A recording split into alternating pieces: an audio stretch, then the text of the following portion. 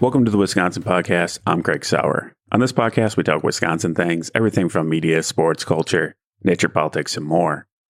This episode features a conversation with local author Erin Clune about her new book, How to Leave, Quitting the City and Coping with a New Reality.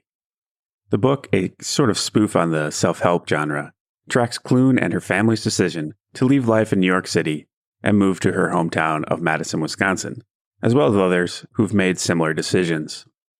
In addition to rolling through some of the topics in the book, we chatted about a lot of things, including her family pets, the self-help book genre, and why she likes making people laugh.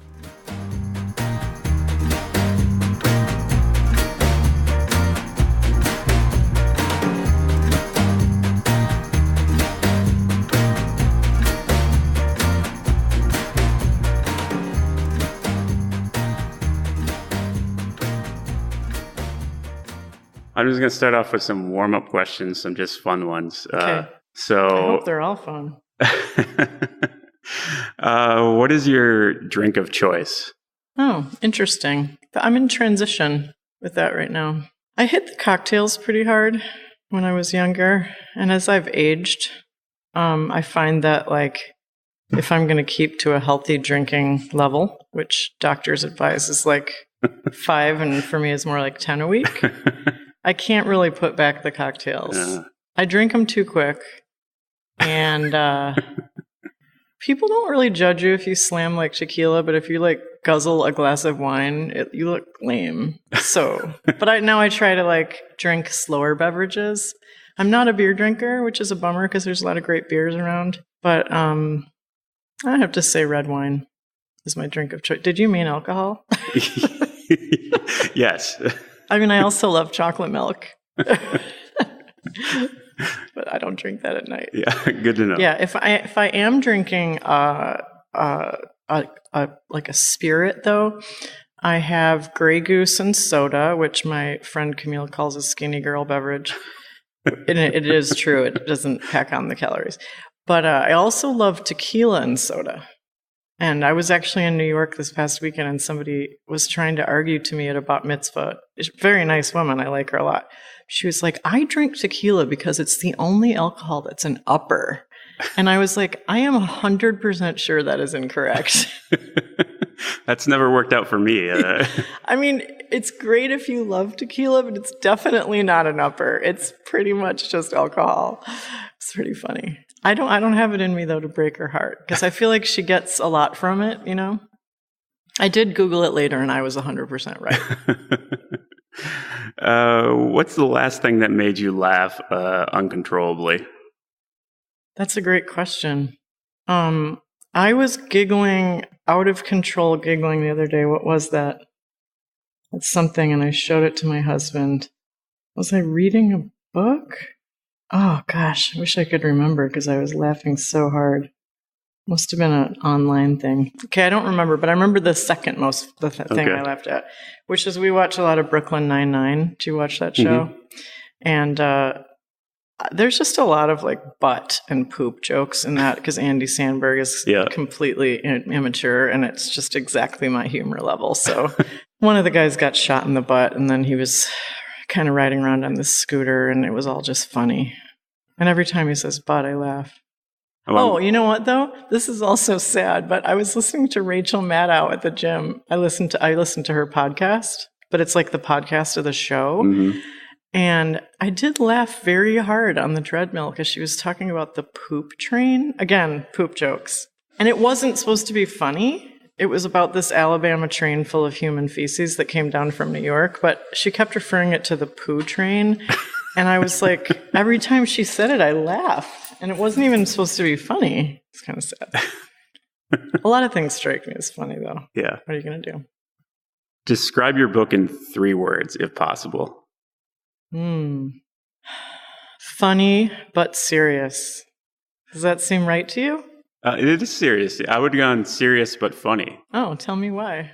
Well, I think the subject matter is serious. I know it's written as the structure is kind of like a self-help book in some way, and I actually do think it could help somebody. like be okay with moving. I wish I would read it before like I had made some moves in my life. So I think it would have put me at ease. So serious, and I definitely laughed a lot. So I mean, I don't mean to put you on the interview stand, but like what specific thing? I'll tell you, nobody ever gives me any feedback, right? Like editors give you feedback, and then really mean people on the internet give you feedback. But nobody really, you don't get a chance. You go out and you sell the book, but you don't really get a chance for people to tell you they read it. Yeah. And my neighbors are far too polite to come up to me, I think, to say that. So I'm just curious, like what specifically seemed helpful, and then I'll tell you why I'm asking. Okay. Just that, I don't know if there was one thing about it. It was just like commiserating, I guess, if that makes sense, or like knowing that it's a hard thing to do. And there's like so much existential like thing, even if like it's going well, like there's still like this undercurrent of like, I don't know, you know what I mean? I think moving is a really tough thing to do. And I think just, hearing that from somebody else and just kind of like commiserating in the toughness of it was rewarding for me. And it was just funny to like laugh at some of the struggles. So I love it. I love it for a lot of reasons. I love getting praise, but also in a very specific way. I love it. I'm actually not kidding, but of course everyone loves praise. But when I originally sat down to write this book, I wrote it as a spoof. And even up until like the very early trade reviews came out, it wasn't completely clear to me that anyone was going to get anything very serious from it. But the fact of the matter is, I wrote it as a spoof of self-help in a very specific way, which is that I don't find self-help very self-helpful. And one of the reasons is I feel like that genre is always trying to change you and fix you. And so the spoof that I wanted to write was like, just be okay with bitching and complaining. Like, in other words, like help people by kind of exactly what you described, by just like telling them that it's okay to say it sucks. I'm not going to fix you. I'm not going to like find you the magic bullet that's like going to fix your life. And maybe I will, but probably not. And I'm not like arrogant enough to think that I would, but I just wanted to put something out there into the world that was like, just bitch a little bit. It's okay. Yeah. Yeah. No, especially around here. Yeah.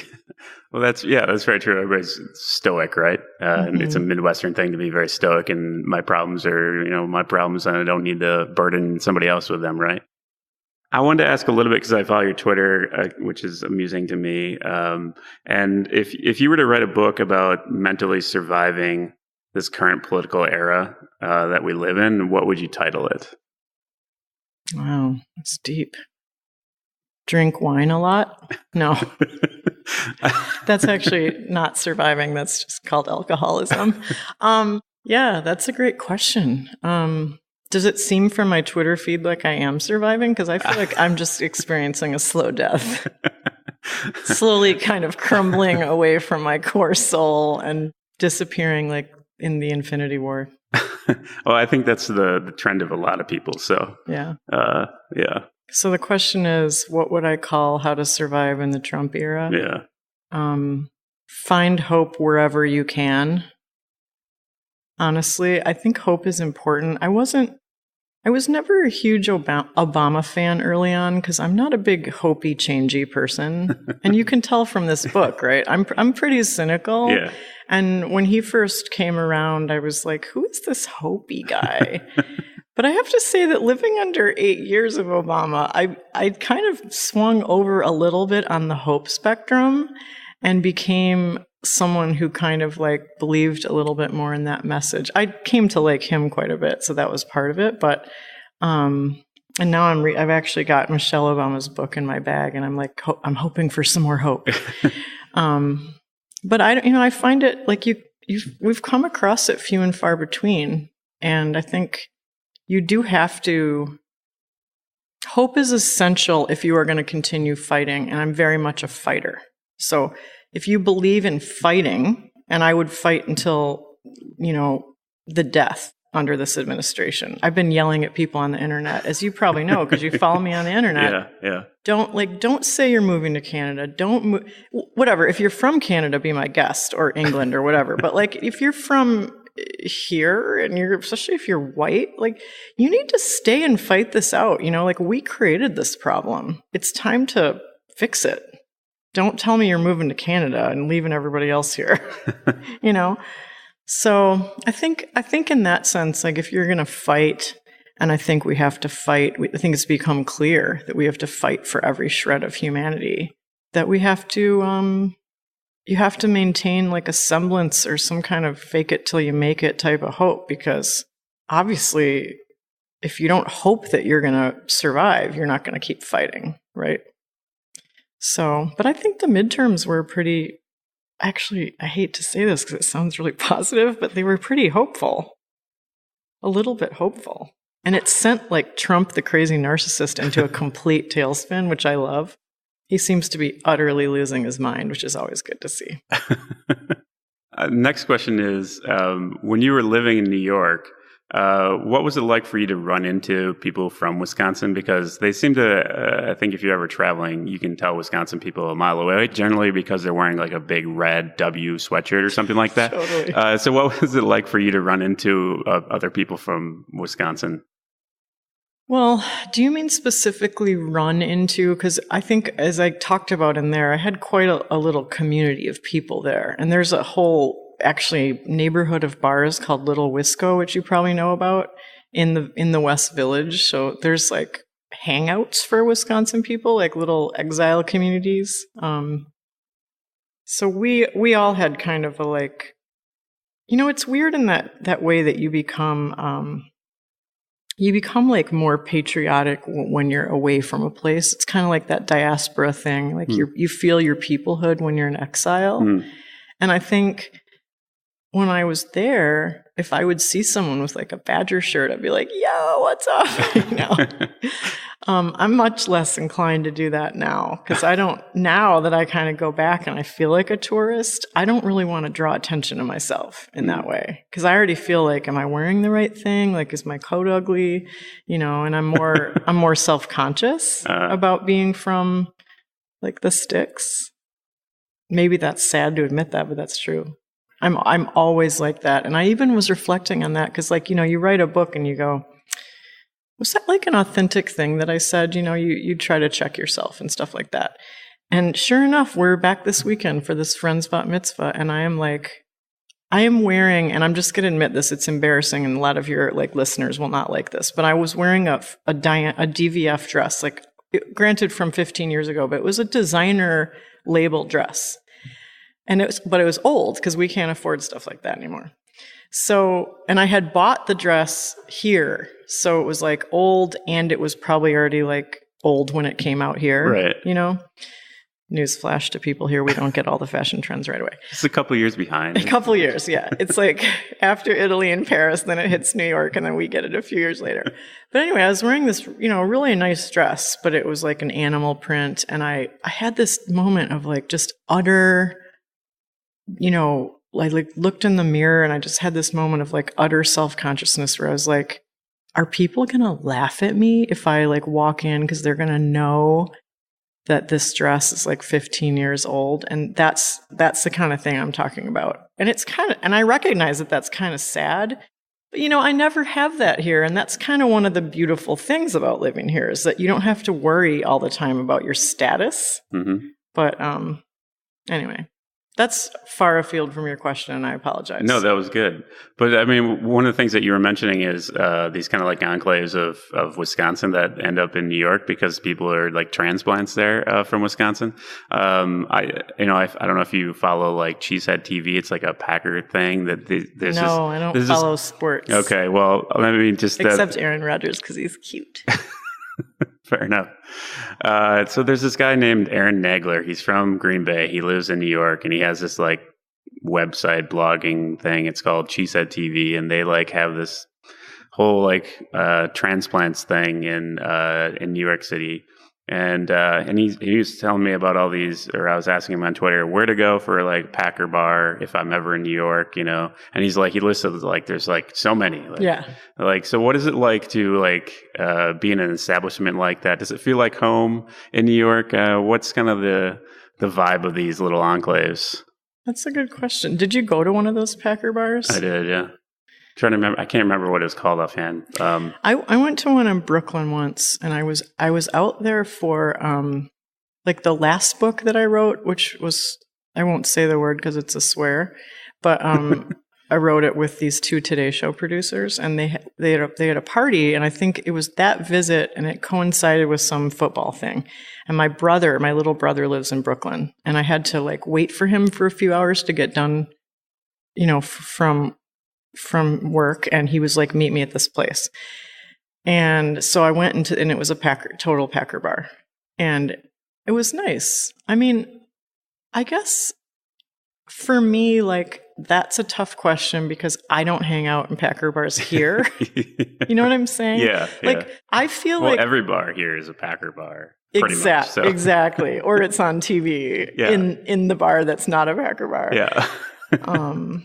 I feel like Wisconsin people move a lot. I don't mean move like location, but I mean they're on the move. Like there's a lot of Wisconsin people in New York, and there's also a lot of New Yorkers because of the university who came here and are really into Wisconsin. So I think it's a pretty celebrated place out there, and you find a pretty like cool transplant community there that like gets into the vibe of New York, but maintains their like Wisconsin roots. And my brother's for sure one of those people. Like he's Packers all the way. He has a giant bro beard. And like he's been growing it ever since Trump was elected. I don't think he's cut it. It's huge. He looks like remember ZZ Top from like the 80s? He's kind of like, he's nearing ZZ Top territory. And I'm not advocating for ZZ Top, but one way or the other, but he has a huge beard. So I don't really like, I was never that much into sports, which is kind of one of the alienating factors for us here. Like my husband is big into sports and he swam in college and stuff like that. But we then went on to have two daughters, and it's just really killed his whole football buzz because there's just nobody into it around him. Ain't nobody going to be bringing him melted brie on a Sunday or being like, we should, get some beer. There's no one in the house about that, So he's much more likely to watch like one of the Pitch Perfect movies on a Sunday night or Monday or whenever football is. Nothing wrong with that. So I want to talk about the book a little bit. Is this the book that you wish you had read before you had gone through the move back to Wisconsin? That's a tough one. Do I wish I had read my own book? Do you think it would have helped you make the move? Can I answer that slightly differently? Sure. Because I don't know that anybody could have written this book but me. And I don't mean that in like a haughty way, but just because like I'm from here. Mm-hmm. And I also feel like I'm kind of from New York. So I have I have the perspective. But I'll tell you, along the lines of that question, I definitely could have used this book when moving to New York. Mm-hmm. Because in terms of like laying out the territory of a place where you're struggling, and maybe that book exists, it should, but that would be an incredibly helpful book, for people. It is a punch in the face to move to New York. Like I know a woman from here who just moved in her 30s. Like she's not a 20-year-old starry-eyed debutante at all. And I saw her in a recent trip back, and she looked like someone had just neck punched her, She was like, still looking for work, But yeah, I do think so. Like I think moving books, like I think you're right. I think and I hope people appreciate the book, but I think moving is way more traumatic than people give it credit. And I think that like Wisconsin is a really nice place to live, but when you're not used to the very specific culture of it, it can be confusing, Like people don't necessarily respond to you in the way that you're accustomed or, whatever. So I don't know. The thing that I wonder is like, how would a foreigner like feel about it? Would it be the same to someone who is not American because they're already going through American culture shock? You know what I mean? Mm-hmm. So anyway, those are some thoughts. I guess I don't have an answer to your question. It's all right. So we were talking a little bit about self-help books, and you said that you kind of wrote this book as kind of mocking self-help books in one way. Do you read self-help books? Have you read any? Or, I mean, is that something that you've kind of like kicked around and throw them at the wall and like hate on them? Or do you read them though? I mean, do they interest you? I find them so interesting, like a baby who wants to touch like a campfire. Like I feel like it's fascinating. Or Yeah. like, I told you I have several pets. Like whenever I light a match, my pets think I'm like Prometheus. Like they look at me like, how did she do that? And now it's blown out and there's smoke coming out of it. I mean, they think I'm like magical, like a magic Greek goddess. But I have that feeling about self-help books a little bit, like in the sense that I'm drawn to them and I can't stop like looking at them and looking for answers in them. But I find that like 85 to 98% of the time, very disappointed in them. And I think that the reason is that two reasons. One, and I say this in the book, there is just no one size fits all self-help for people. And that's why there have to be a lot of books, right? And so I get that. But there's kind of a lot of the attitude of a lot of self-help books is like, here's the answer, for this particular condition. And I just find that nobody is really sane enough for that to make sense in my experience, including parenting, right? Like it's like a joke amongst people who have children, right? Like you go to a parenting thing and your kid is nothing like the book. Like there's some universals, like they shit really like poopy water poop when they're first born, and that's good to know. And like you want to know what size diaper to use and stuff like that. But then after that, it's like all bets are off, and your kid is just like some alien who looks nothing like the book.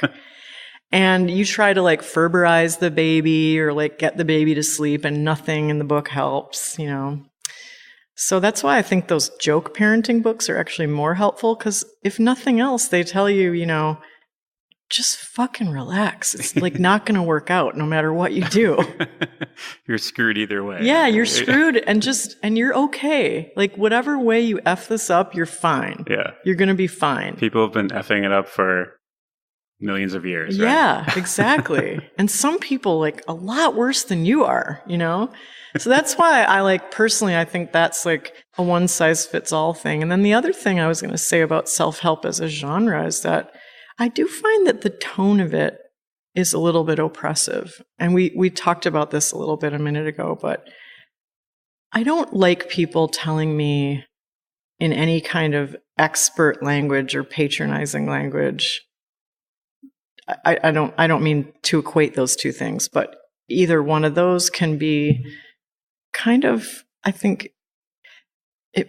sometimes when I read a book, even on a topic I need help with, let's say depression, like I have depression, I find it kind of like, it makes me feel bad when people tell me things that should help me that aren't working. So I guess that's slightly related to number one, but it's sort of the tone of it. And I find that like, if people could be more jocular or more lighthearted or even more bitchy, it would be easier for me to take, because I feel a little bit like I'm being scolded, I guess if I would add a third point, which I know I told you I only had 2 points, but some of them are just flat out ridiculous, right? I mean, do you agree with that? Yeah, I mean, I think Well, they're all, like you said, there's millions of different people in the world, different kinds of personalities, and one thing will work more for one type of personality. And if you read something by somebody who's got this completely different foreign personality, foreign perspective, somebody who's, I don't know, rich or something that lives their whole life in wherever, and it's not going to make any sense to me. You know, as more of like a working class person, blue collar person for most of my life, or I grew up in that.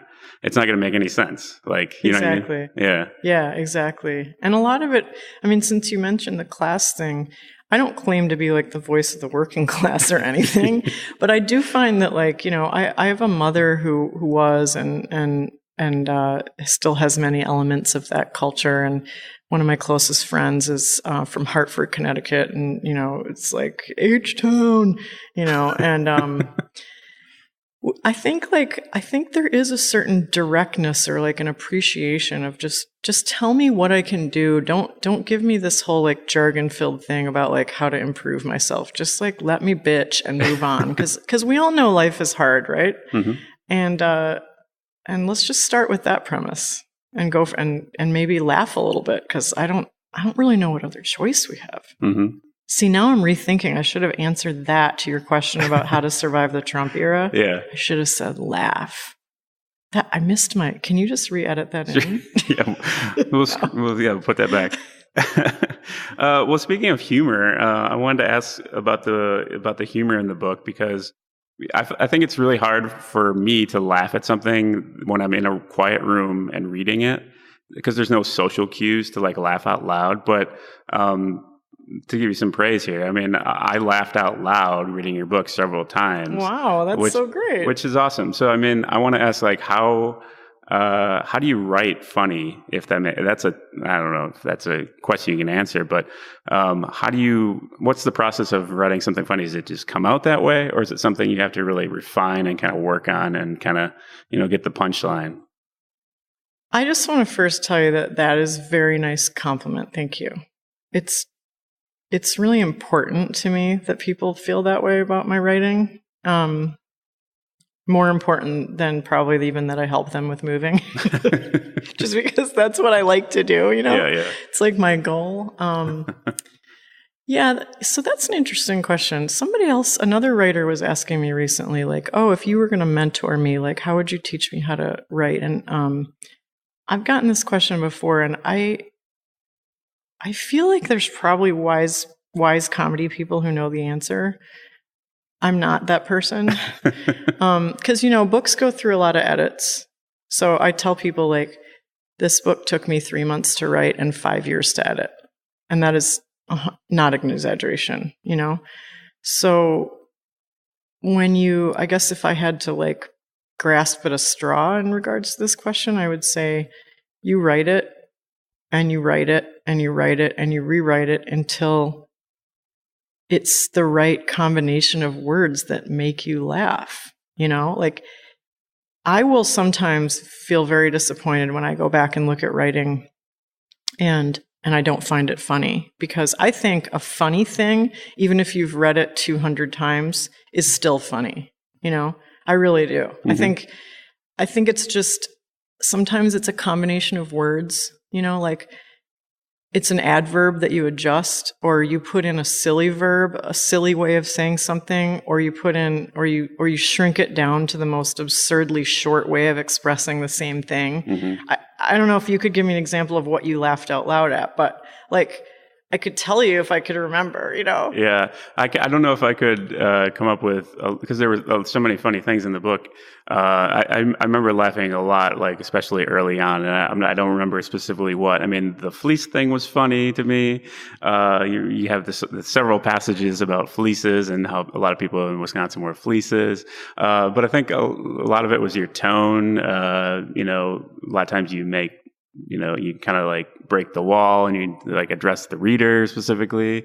There's just a lot of little language. I think the language and the pace, as you were mentioning, were the things that, you know, made me chuckle a lot. So cool. Yeah, I wish I would have highlighted the points and we could have went over them, but. Well, I guess the listener will have to find them. I will say, like, I have some rules for me personally that guide my writing, and I don't know if, like, more established comic writers have this, But one of my like overarching rules is if you're going to make fun of another person, it better be funny.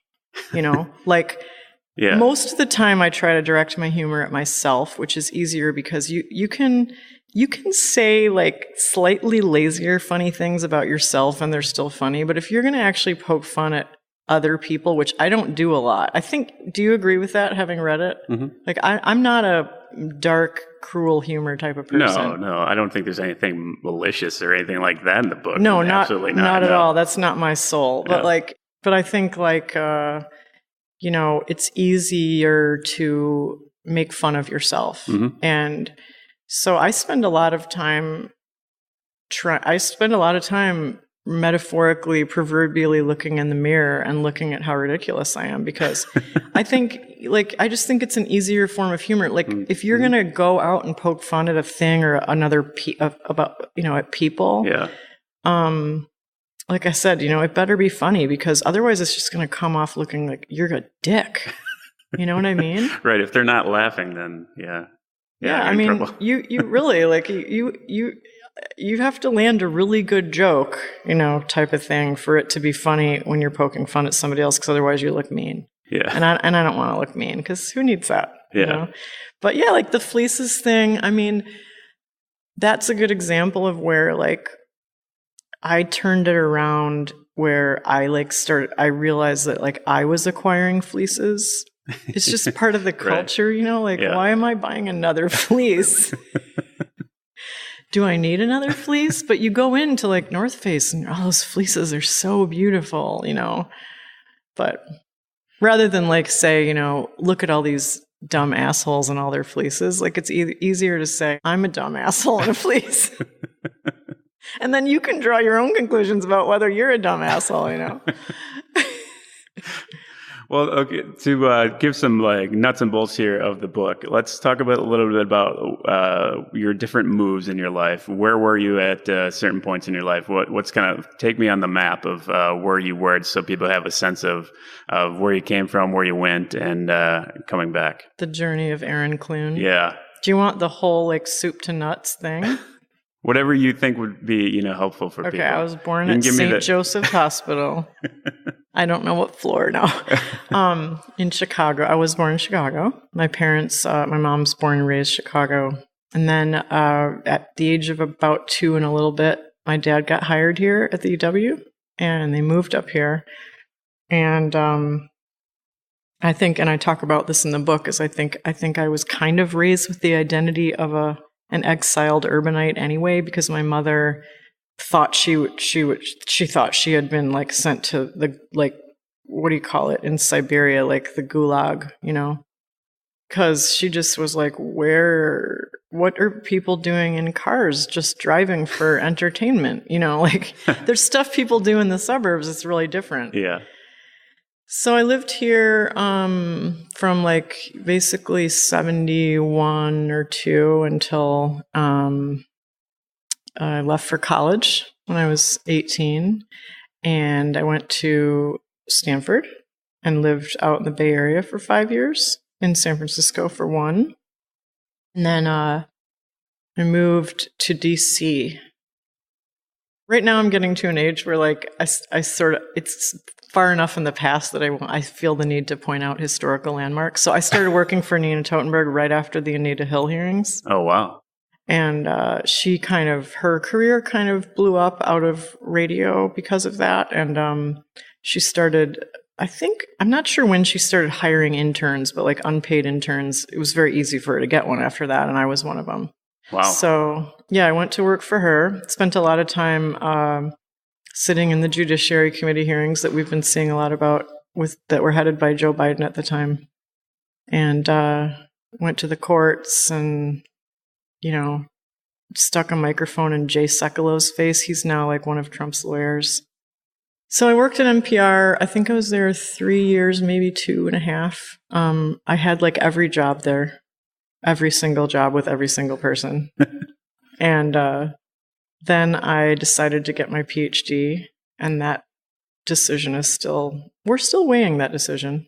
whether that was a good one or not. Are you still paying the bills on that one? Or No, because I got a scholarship. I was smart enough not to pay for graduate school in history. Yeah. It's like of all my bad choices, that was not one of them. Yes, I got a scholarship. I finished in a very, very short 8.5 years, and which was well beyond the extension of my scholarship. So I ended up getting jobs to pay for the rest of grad school. Did finish, which is I talk about in the book, and then stayed in New York, got a postdoc at Rutgers. This is getting boring. I got hired up at Stonehill College in Easton, Mass. Moved up to Providence, and that's when events in the book take place that bring me back to New York. And so other than the time I was in Rhode Island, but really still commuting to New York, I was in New York until 2008, and then we moved in 2008. What was it like making the decision to come back to Wisconsin? In retrospect, I mean, I know in the book you talk about kind of trying on some different locations, maybe that you would move with your husband and your kids. But was it, in retrospect, were you always going to end up back in Madison because mom and dad are here? I don't think that. I don't think it was inevitable or even likely for a long time. I think it's the last thing on my mind was to come back before I met my husband. It's still the last thing on his mind, and he lives here. No, he likes it here. He's just not. He's from Sacramento. It's way too cold here for him. Yeah. And I think I represent it pretty accurately in the book in terms of the thought process. When you have a child-related decision, parenting-related, you make different choices for yourself than you would. And parenting really caught us off guard. I mean, in a lot of ways, which I won't go into, but because you have to read the book. But I wasn't really ready. I'm not sure anybody's ready, but I was really not ready. And I think that more than anything led us here, because when you start going through your list of things that you really want around your children when you're struggling, grandparents are way at the top. And I say that as someone who's lucky to have grandparents who were A, healthy, B, alive, C, available. Not everybody does, but I did. And so if you do, and you're like, I just want someone around who can like give me relief sometimes, or hold this baby, or who I trust to if you were like me. So like my personality as a mother was like, I quit my career, but I was always trying to get back to a part-time status. And I knew I wasn't going to be happy not working. And just for, I guess even for an example or a model for my daughters, like I think it's, we didn't necessarily need the money, but I think it's important for women to work and be, not work outside the home and not just with their children. And it was for me anyway. So I thought, who can I leave this children with, and feel good about going off? And, that was my take. And even as those words come out of my mouth, there's like 100 women listening who just want to drive a stake through my heart for saying that, because look, whatever choice you make is fine. I'm totally explaining my own experience. I felt conflicted about leaving my kids. I felt conflicted about not leaving my kids. I felt, conflicted about everything. And I think I wanted something to make it feel less conflicted. And so grandparents kind of slotted into that niche. I'm pro grandparent all the way. I love grandparents. So they were really important in my life. So I'm sure they're really important in your kid's life. Were they important to you when you were a little kid? Yes. I mean, they're past, but they're still really important to me. So, I mean, I really felt like I grew up with a second set of parents because my grandparents were close and they took me when my parents were working or whatever. And that was a really valuable thing to have. Cool. Yeah. So I'm pro grandparent all the way. I can't knock that decision at all. Yeah, we were lucky. And, you feel it when you're, we were surrounded by, many people who didn't have grandparents nearby, but we also had many friends who did. And you feel it. Like you feel it on holidays. You feel it, at times where we thought, well, maybe we'll just move to a smaller city, but then, you're still at Thanksgiving, you're traveling or at whatever, and it's a mixed bag, Yeah.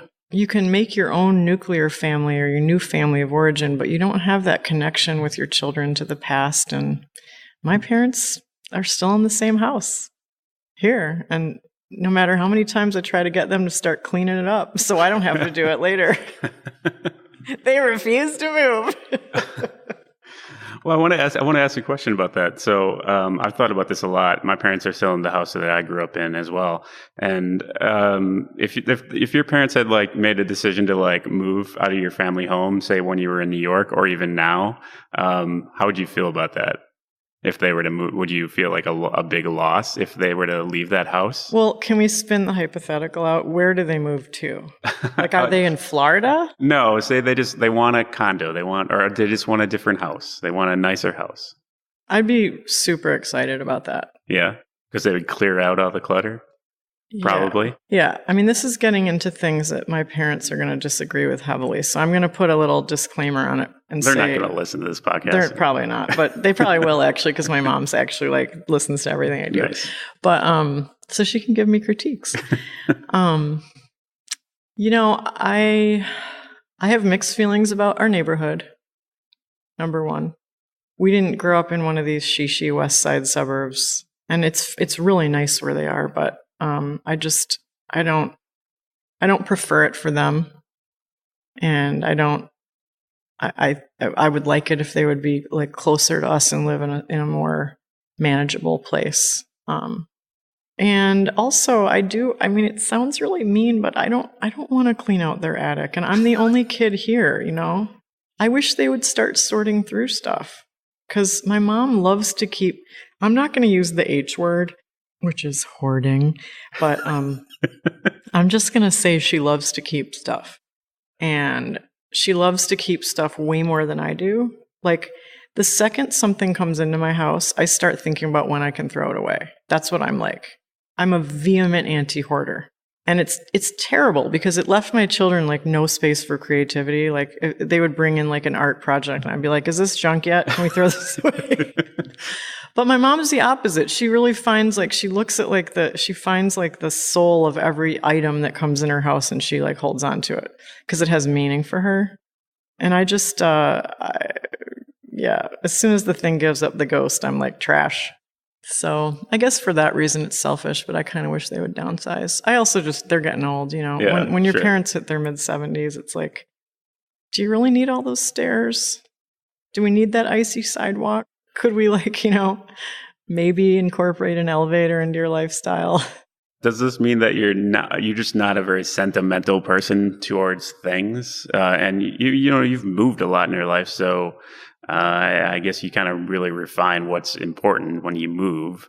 Are you just not sentimental about a structure or a home or certain possessions? Is that just your sentiment? I'm very unsentimental. It's actually weird. It's creepy. I have looked at boxes of things, and I say this knowing it's strange to be human and have a heart and have this feeling, but I have thought before, if I just don't open it and put it in the garbage, I'll never know what I'm missing. And I usually don't do that, but I've come very close. Mm-hmm. And I think that's generally how I view things. If you don't pick something up for a number of years and look at it, you don't care about it. Yeah. That's my position. Yeah. You don't really need that thing. If you haven't used this thing, I have kitchen utensils that I've why do I have this? And sometimes it's because I didn't know what it was or I didn't know how to use it. But a lot of the time it's because I don't need that many spatulas. Yeah. I'm Chuck, And I just really do feel that way about stuff. I'm not sentimental about it. I feel differently. I collect animals, which is the other side of the problem. I feel very sentimental about living creatures, and that's a problem because I hate messes, but I have all these pets. And my house is this disgusting menagerie of animals of varying species. That's awesome. Well, I think you got to give me the list of what you got in the zoo. Well, we have 2 cats, which would have been enough for me. And then my one daughter wanted a guinea pig, so and these are all rescue animals. They're all epic, by the way. Like, they're epic pets. Like, the guinea pig actually won the Dane County Humane Society Rescued Animal Award. The first guinea pig to ever receive this award, wow. The Rufus Award. He's a celebrated pig, you know? But guinea pigs stink. They're like 116% poo and pee. That's all they do besides eat, you know? So anyway, we have this guinea pig. His name is Rump. And then we got a dog, rescue dog. And he's great, but he's a lot of energy. His name is Remus. And then, as if that weren't enough, we actually recently adopted the family turtle. No. Which I say family because my aforementioned younger brother had bought this turtle when he was like 5. What? Yeah. It's still alive? Well, turtles live a long time. They do, but usually something happens. No, I mean, actually, it's a funny story. My dad's been taking care of it for like 40 years in this Tupperware bin, and they thought it was a tortoise for like 40 years. So all they fed it was like basically spinach and cantaloupe. I'm really not exaggerating. And it was in this like Tupperware thing in his office. And my dad's like a researcher. Like he's in his office a lot. So he would hang out with the tortoise. But anyway, then I was like, one day I was like, look, I have all these pets. Why don't we take the tortoise? Turns out I take it to the vet. It's not a tortoise. It's a turtle. And it's supposed to be eating meat. So I start feeding it chicken and beef livers and like animal guts, and it's like eating all these meats. It's like so in love with meat. It loves ham, like sausage for my pizza. The thing is like a total meat eater. It's a carnivore. It's a turtle. But I mean, maybe you could argue that living a vegan diet has kept it very slim all these years. You know, who knows? Yeah. I mean, humans can live without meat, so why can't turtles, if you think about it? Yeah, I don't know. Maybe you should switch it back. Maybe you're shortening the lifespan of this turtle. I thought about that, but then, you know, it feels like, I don't know, just it's kind of like how I live my life. Like, I drink too much, but I'm happy. You know what I mean? Like, yeah, I could be healthier, but I could be one of those people with like a 26.2 sticker on my car, but that's not me. You know what I mean? Yeah. I just want him to live out his late turtle years with ham. Hey, well, if he's happy with it, right? Let him have it, right? Seems into it. So I want to ask about something. I'm sure you still have friends in New York, and I'm sure you've made a lot of friends here who have read the book. And I'm wondering if there's if there's things that New Yorkers like about the book specifically, and there's things about that Midwesterners like about the book. What kind of, how do they view it? What's the kind of approach from the reader from each of those kind of varying locations? I don't know if I'm qualified to answer that, because Midwesterners, true Midwesterners, are mostly not my close friends. I mean, I think I say this in the book. A lot of my close friends here are people from elsewhere who commiserated with me, you know, about moving. So, I don't know, like my mom liked it and her friends like it. I mean, so I think they think it's funny. I don't actually know. Maybe your listeners will read it and let us know. But, all I can say, because I haven't gotten a ton of feedback, all I can say is that I did a book talk here and I did a book talk there and I did a book talk in San Francisco. And I'm about to do one in Minneapolis on Friday.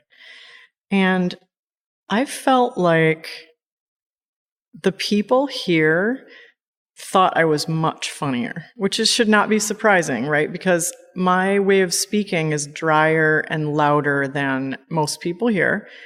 And then when I go to New York, I'm like a quiet person, you know?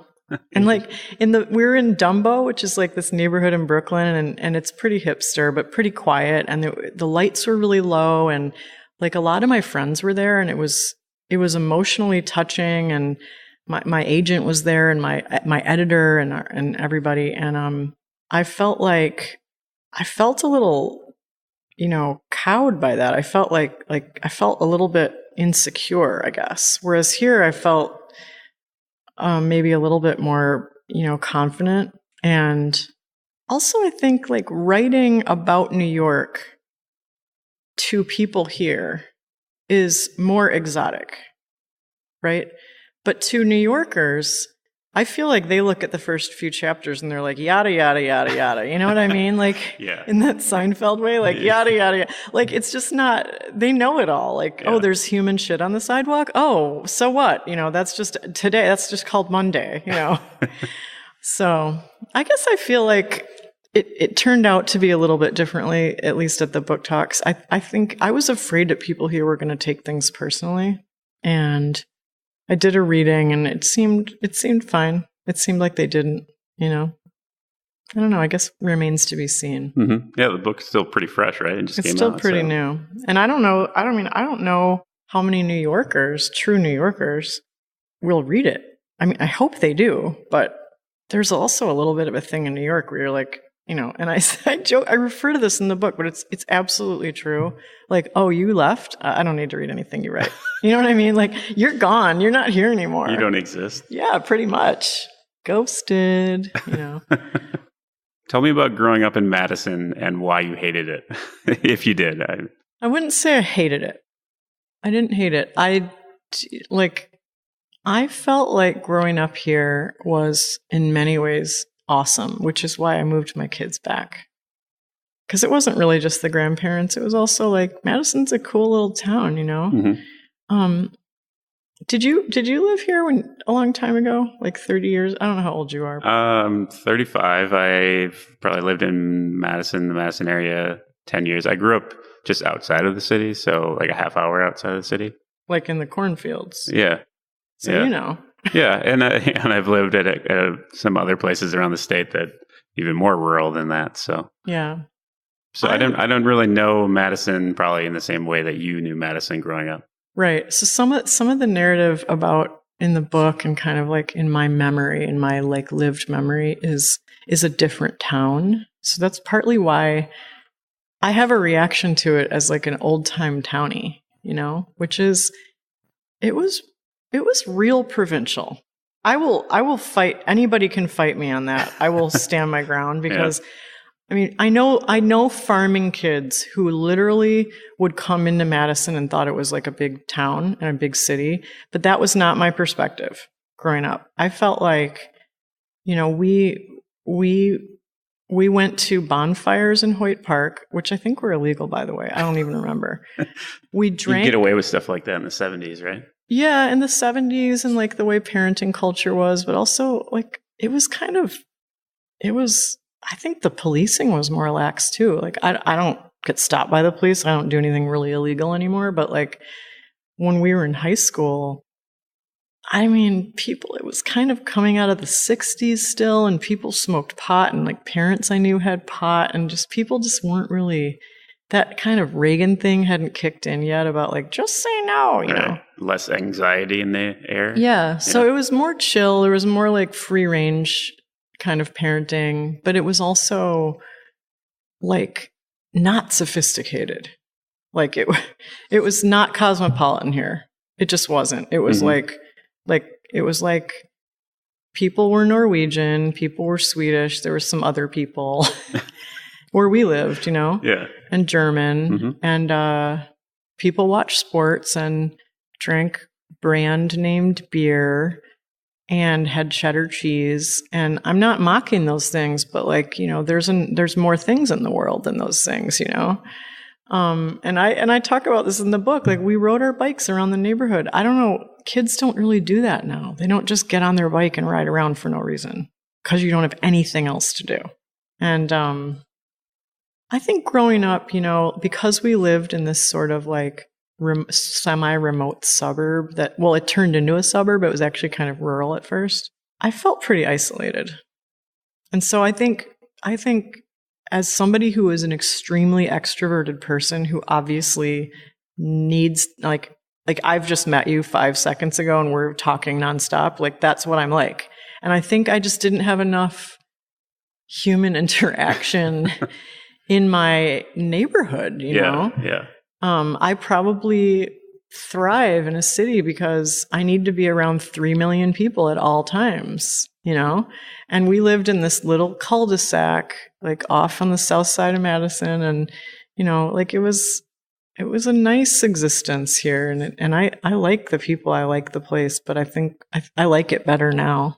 I like it better for my kids now because they have a lot more opportunities, you know? Tell me about moving when you're young and moving when you're older, and how are they the same and how are they maybe different? Oh my God, that's such a good question.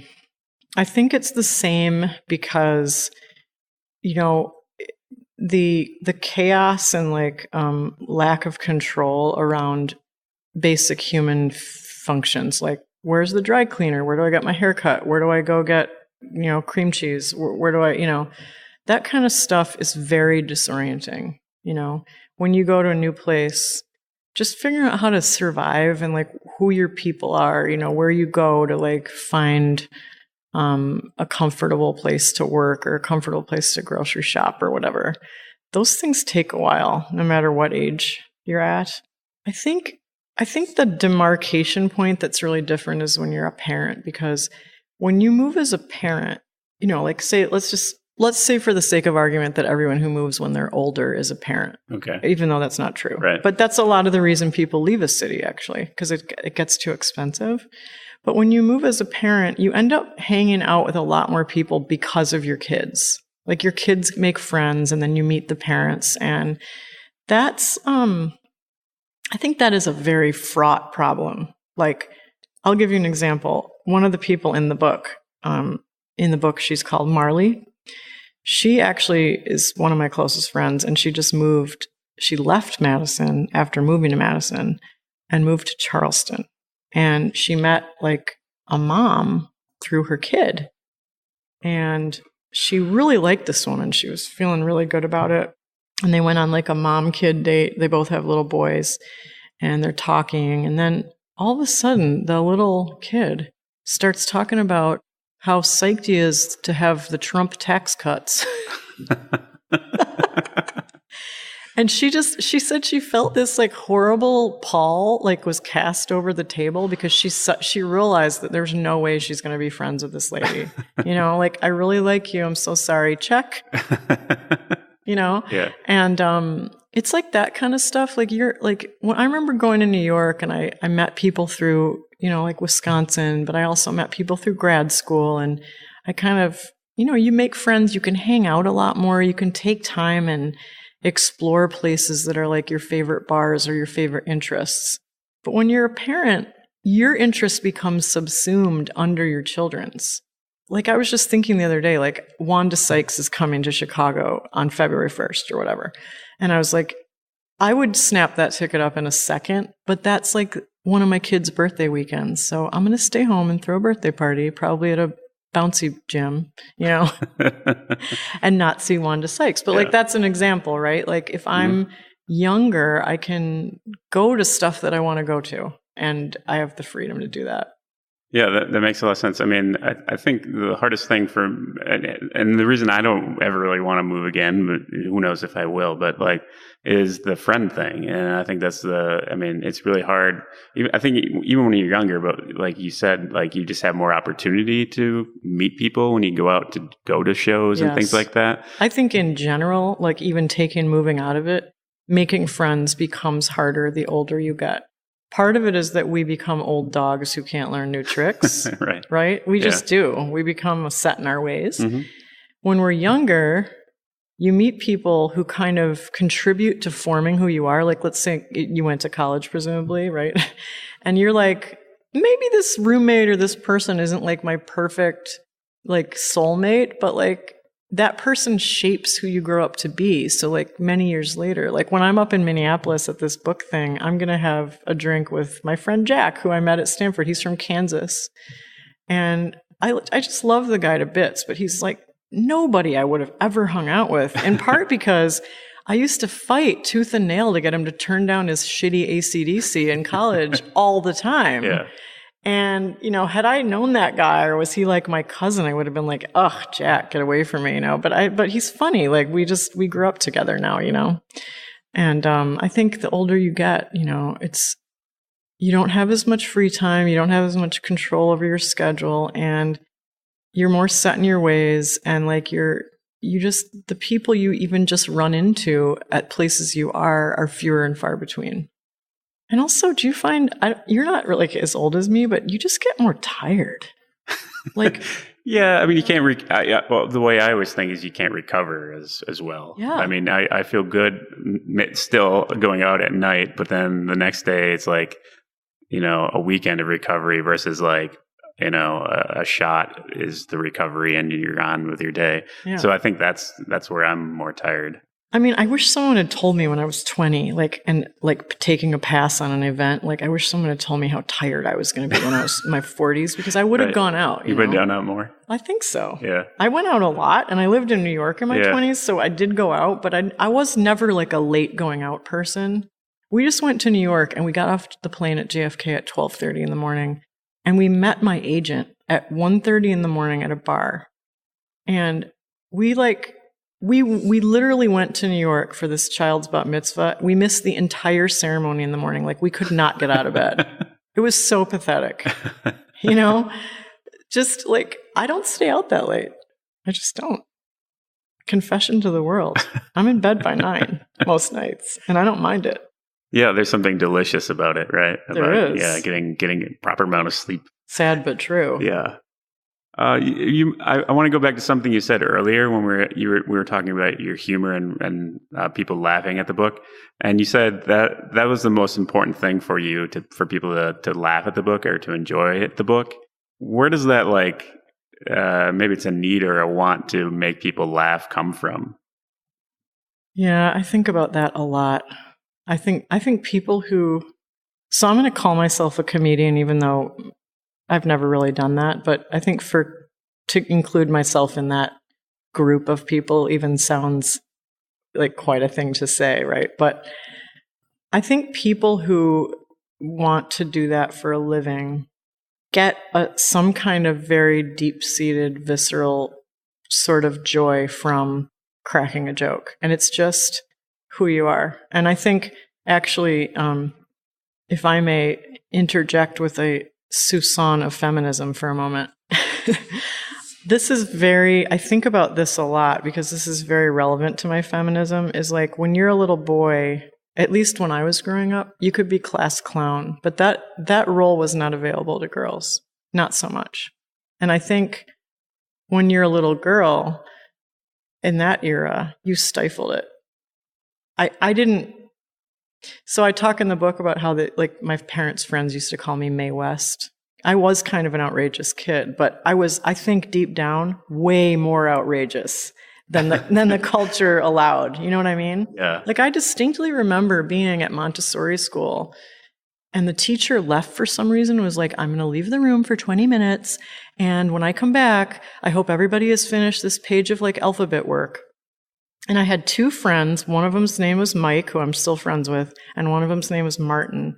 And we got up on the desks and started running around on top of the desks, And those guys were my jam, Those were the guys I liked hanging out with. And I think probably I would have started along that path, a lot earlier. Had I been maybe encouraged more. Also, I just come from a family of smart nerds, so that was kind of the family business. Yeah. I don't mean to completely blame the patriarchy for everything, but yeah, I think it is innate. I do. I think it's partly how you express yourself, and then you interface with the world, and you see pleasure and laughter in people's faces, and it's not an ego thing. I'm sure it's partly an ego thing. I'm sure, when people laugh, I'm like, I'm so great, But, but it's also just I think it's a way of expressing, yourself, that you feel understood when people laugh. You feel, like I see the world in this certain way, and that's my outlook and that's my perspective. And when I can help or force other people to see it that way, I feel very satisfied by that. And of course, humor is very subjective, so not everybody responds the same way. So when you find your people who find you funny, that's pretty special, you know? Speaking of the subject aspect of comedy, I'm wondering how location impacts humor, your comedy. You grew up here, and then you spent a lot of time on the East Coast. How does the location, do you think, or geography affect humor, if at all? Do you mean for me personally? Yeah. Yeah. Well, do you think it made you funnier to have grown up here and moved to New York? Do you think that combination of experiences made you funnier? That's interesting. I think Wisconsin's a pretty funny place, don't you? Yeah. People are pretty funny. They're very dry, and they don't express themselves very loudly. Right. But I think everybody here is like willing to have a good time, right? Yeah. Generally, they want to laugh, I think, people here. I think they're actually, they want to laugh, but there's a certain darkness in some ways to the humor here, which I quite appreciate. Yeah. But I think when I moved to New York, it kind of unleashed the beast in me, a little bit. And then I became more willing to express it. I think the thing is that, like, there's more of a banter culture in New York. And so I find it very funny here. But I find that, like, I laugh more on a daily basis in New York because people engage with you in a funny way all the time. You know, like if you, like, make a crack or if you're quick, you know, any, like, dude on the street who's, like, in a manhole will, like, pop his head up and say something to you, you know? And there's kind of an ongoing, it's like life there is kind of a comedy routine just because it's so hectic. Yeah. You know? I guess it goes back to, like, the idea of, like, you always want to be dressed up or a sense when you're in New York because you just feel like you're on, or like you're on stage in some sense, 100%. walking down the street.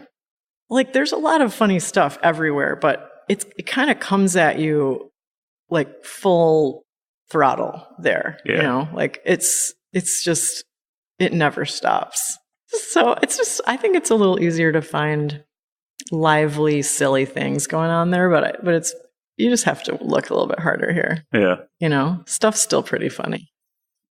So I guess I got to ask the dreaded next, what's next question. It is dreaded. How did you know that? Well, I mean, have you written books? I haven't written books, but I'm a writer and I do creative things. But and I know people just hate that question. I hate that question. It is terrible.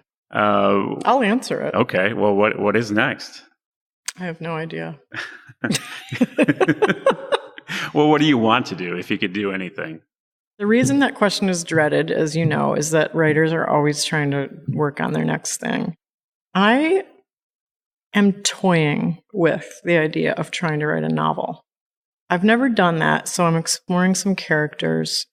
I'm very interested in writing a story about a witch, but a funny witch, and I'm not sure where that's going to go. I'm also very interested in, like, young adult stuff because I have two kind of teenage daughters. Mm-hmm. So I've been playing with that as a concept. And, what can I say? It's not fleshed out. I'm doing a lot of witch research.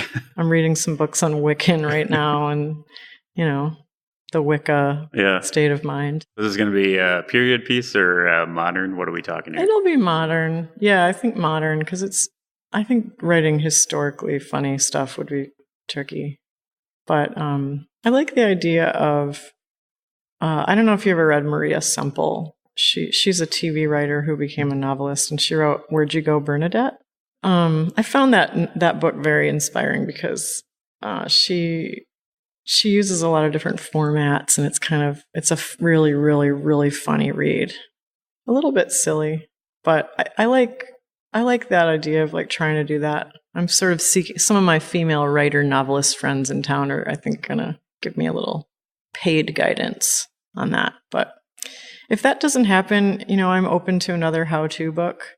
It's an easy format for me to talk in, like talk on the page. Mm-hmm. And we'll see. I don't know.